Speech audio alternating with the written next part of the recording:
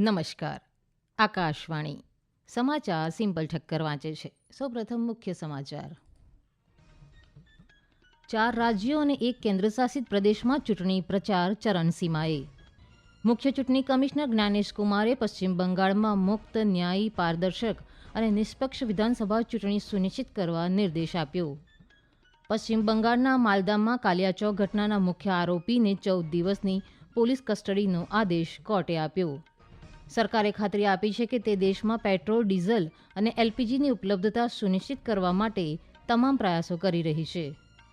અને આઈપીએલ ક્રિકેટમાં આજે અમદાવાદના નરેન્દ્ર મોદી સ્ટેડિયમ ખાતે ગુજરાત ટાઇટન્સ રાજસ્થાન રોયલ્સ સામે ટકરાશે.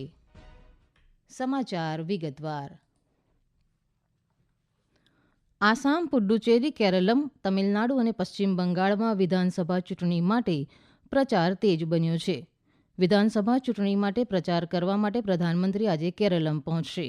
સાંભળીએ અમારા સંવાદદાતા તરફથી એક અહેવાલ.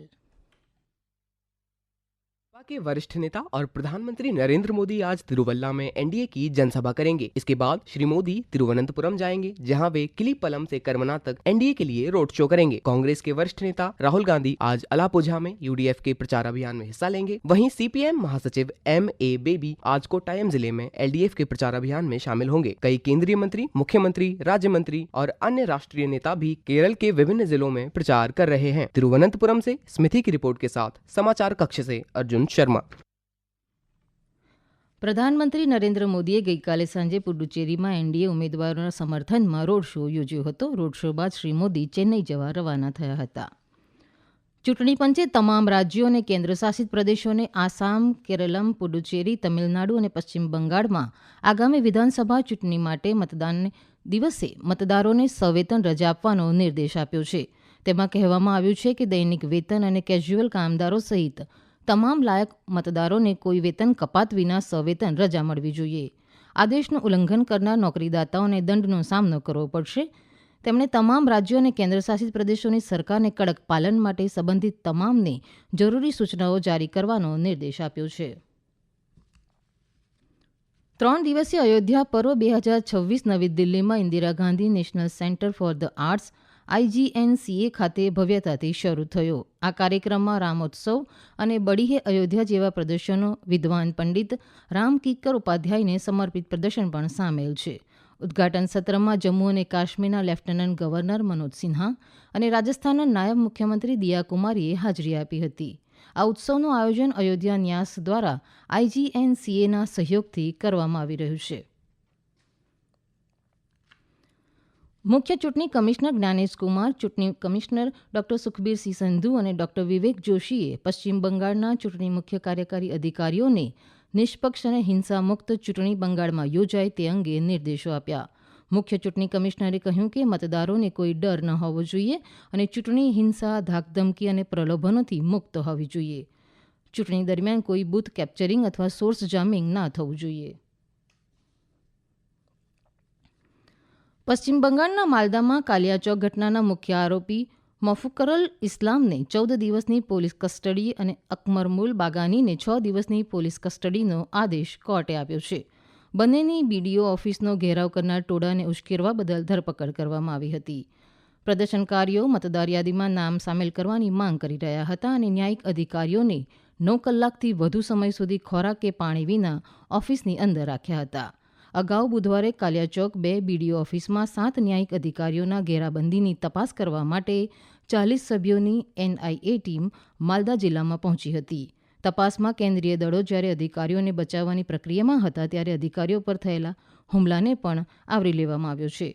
એનઆઈએ ટીમ મોથાબારી પોલીસ સ્ટેશન પહોંચી અને ત્યારબાદ બીડીઓ ઓફિસની મુલાકાત પણ લીધી હતી. કેન્દ્ર સરકારે ખાતરી આપી છે કે તે દેશમાં પેટ્રોલ, ડીઝલ અને એલપીજીની ઉપલબ્ધતા સુનિશ્ચિત કરવા માટે તમામ પ્રયાસો કરી રહી છે. તેને નાગરિકોને પેટ્રોલ અને ડીઝલની ગભરાટમાં ખરીદી નહીં કરવાની તેમજ એલપીજીનું બિનજરૂરી બુકિંગ ટાળવાની સલાહ આપી છે.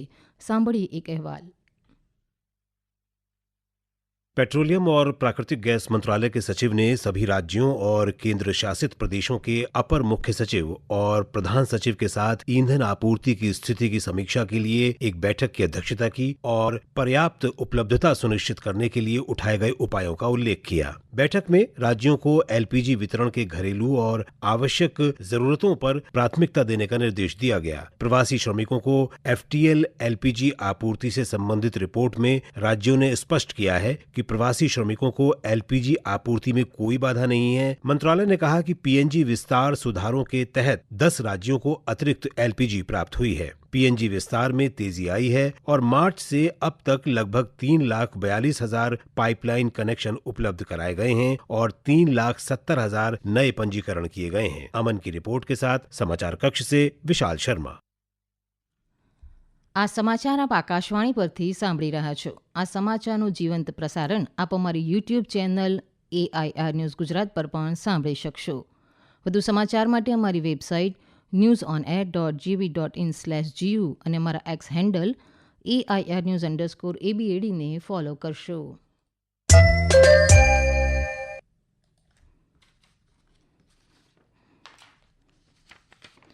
ઈરાની હુમલામાં કુવૈતના પાવર અને વોટર ડિસેલિનેશન પ્લાન્ટને ગઈકાલે નિશાન બનાવવામાં આવ્યો હતો, જેના પરિણામે પ્લાન્ટના ઘણા ભાગોને નુકસાન થયું હતું।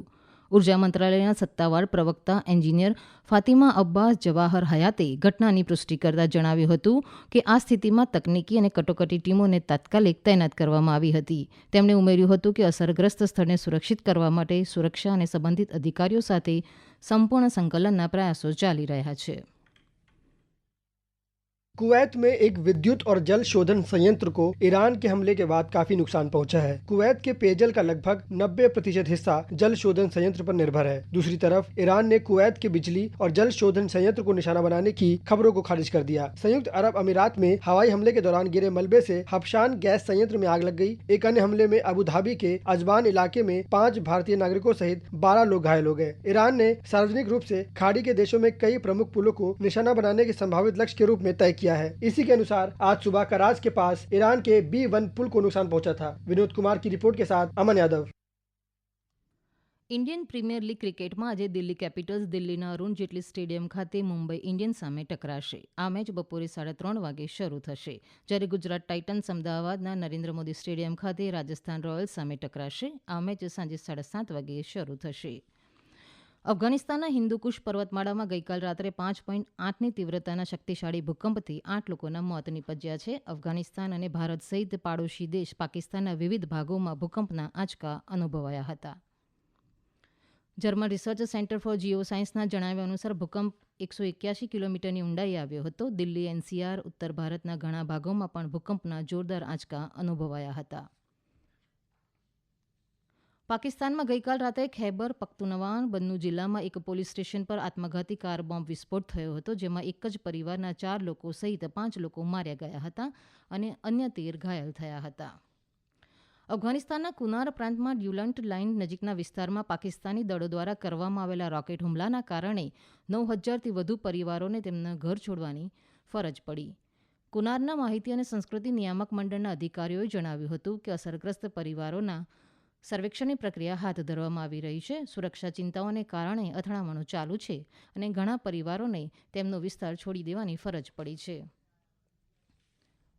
અને હવે આજના અખબારોના મુખ્ય સમાચાર રજૂ કરે છે મારા સહયોગી મિત્તલ પટેલ।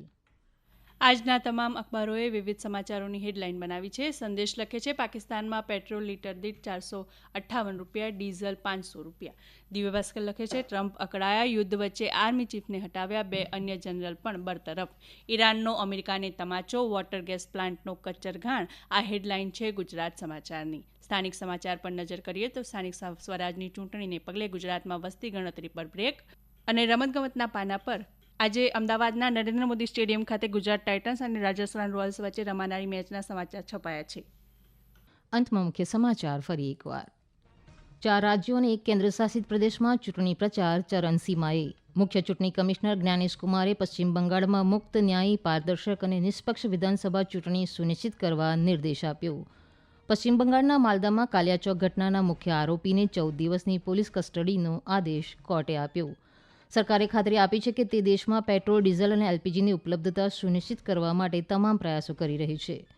અને આઈપીએલ ક્રિકેટમાં આજે અમદાવાદના નરેન્દ્ર મોદી સ્ટેડિયમ ખાતે ગુજરાત ટાઇટન્સ રાજસ્થાન રોયલ્સ સામે ટકરાશે.